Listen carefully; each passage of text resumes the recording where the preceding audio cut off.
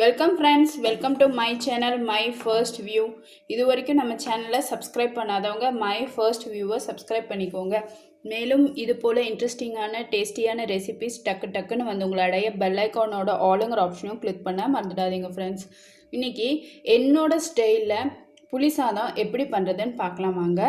இங்கே பார்த்தீங்கன்னா ஒரு பெரிய எலும்பிச்சப்பழம் அளவுக்கு நான் புளியை ஊற வச்சுருக்கேங்க. அடுத்ததாக கடலைப்பருப்பு, வர கொத்தமல்லி, கருப்பு எள்ளு, கருவேப்பிலை, கடுகு, வெந்தயம், பெருங்காயத்தூள், வேர்க்கடலை, வரமிளகா, பூண்டு, அதோட நல்லெண்ணெய் எடுத்து வச்சுருக்கோம். நம்ம முதல்ல இந்த புளியை நல்லா கரைச்சி எடுத்து வச்சுக்கலாங்க. இப்போ நம்ம புளியை நல்லா கரைச்சி எடுத்து வச்சாச்சு. இங்கே நம்ம ஒரு பேன் வச்சுருக்கோங்க.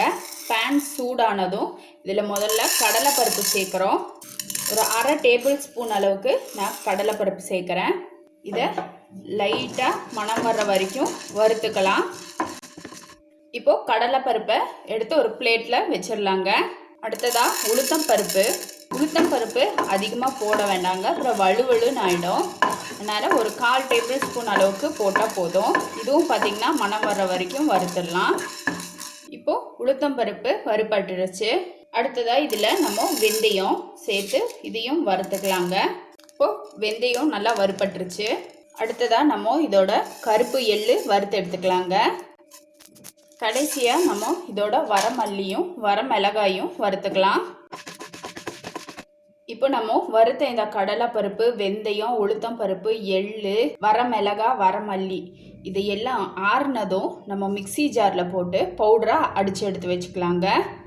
இங்கே நம்ம கடாய் வச்சுருக்கோங்க. கடாய் ஹீட் ஆனதும் அதில் எண்ணெய் சேர்த்திடலாம். இதில் நம்ம நல்லெண்ணெய் தாங்க சேர்க்கணும்.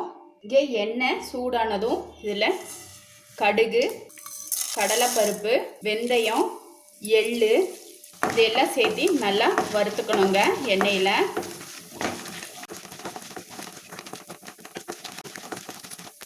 எல்லாம் வெடிக்க ஆரம்பிக்குது. இப்போ இதில் இடித்த பூண்டும் கட் பண்ண வரமிளகாயும் சேர்க்குறேன். அடுத்ததாக நான் இங்கே வேர்க்கடலை சேர்க்குறேங்க. இது ஏற்கனவே வறுத்த வேர்க்கடலை, அதனால் நான் பூண்டு போட்டுட்டு அடுத்ததாக நான் வேர்க்கடலை சேர்க்குறேன். இதே பச்சையாக இருந்ததுன்னா இங்கே முதல்ல இந்த கடுகு போடும்போதே போட்டுடலாம்.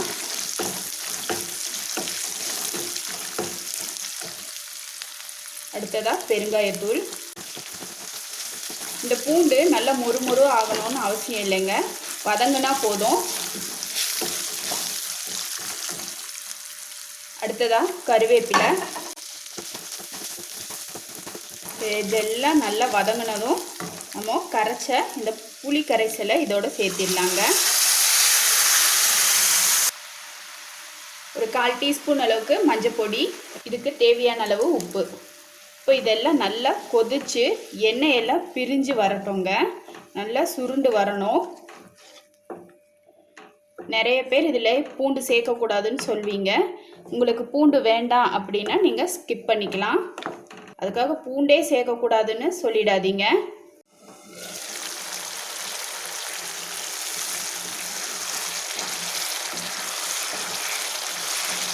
பார்த்திங்கன்னா எண்ணெயெல்லாம் நல்லா மேலே வந்திருக்கு. இப்போ நம்ம அரைச்ச இந்த பவுடரை சேர்த்திடலாங்க. ஃபுல்லாக சேர்க்க வேணாம், பாதி சேர்த்தா போதும். இப்போது இதோட நல்லா கலந்து விட்டுடலாம். இந்த புளியோதரை கிரேவி இருக்குது பார்த்திங்களா, இது வந்து நம்ம எடுத்து ஃப்ரிட்ஜில் கூட ஸ்டோர் பண்ணி வச்சுக்கலாங்க. நம்ம தேவைப்படுறப்போ கொஞ்சமாக சுடு சாதத்தில் போட்டு கலந்துக்கலாம். அவ்வளோதாங்க, டேஸ்டியான புளியோதரை கிரேவி தயாராகிடுச்சு.